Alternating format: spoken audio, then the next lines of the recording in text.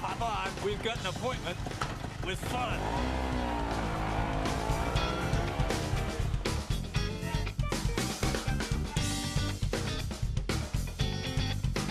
Drum roll, please. Yes, sir.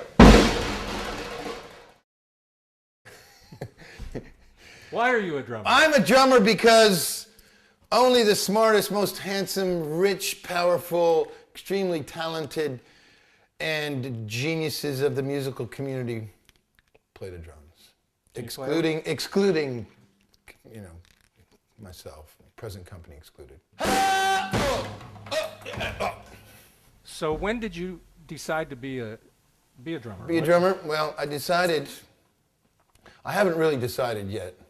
I'm still thinking about it. I haven't made my decision. My decision is not final.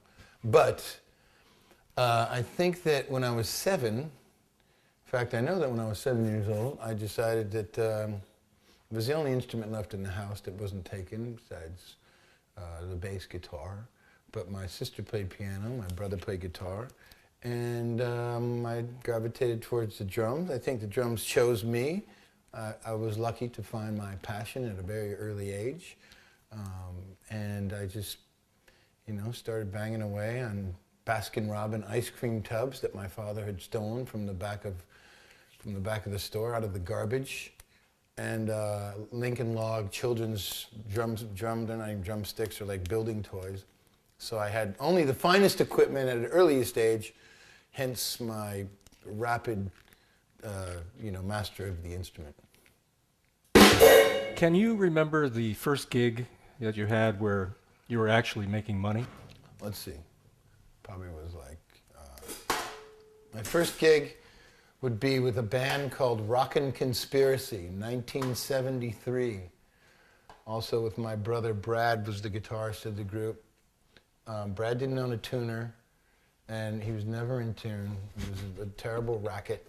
And we played, the first gig we did was my dad's going away party. We were moving from Chicago to Detroit, and it was at the Elks Club somewhere in some suburb of Chicago. So we did Light My Fire, you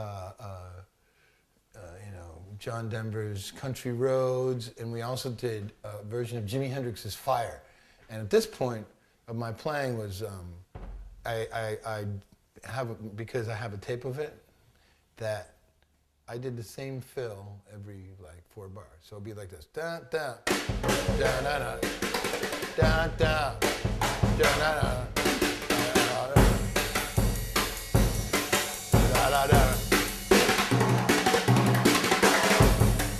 That. I thought that was it. I've got that mastered. I'm ready for the big stage. And the Elks Club people, this was their response to the end of our song.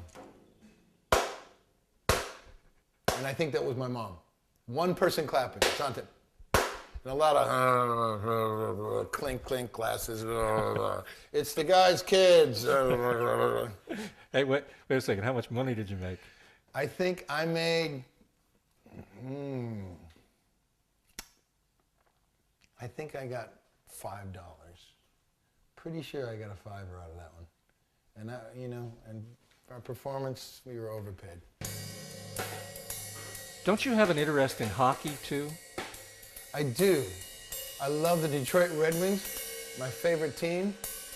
They got beat by the Ducks this year. Oh!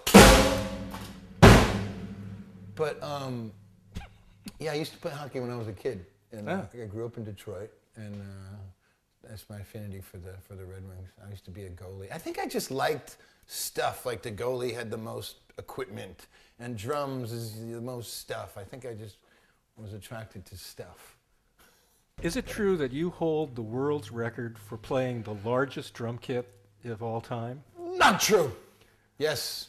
As a matter of fact, how many drums? 300? I'm not sure if it's still the record, but in 1994, I played basically a room full of drums, 308.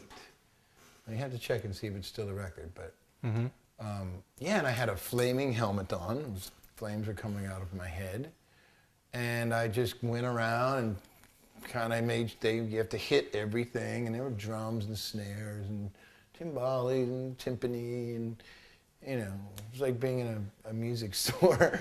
And I didn't think it was the most musical thing in the world, but I did my best, and yeah, I think so. I think unless someone... Whose idea was it? It was my friend's idea, who I went to high school with in Michigan, Dan McCourt.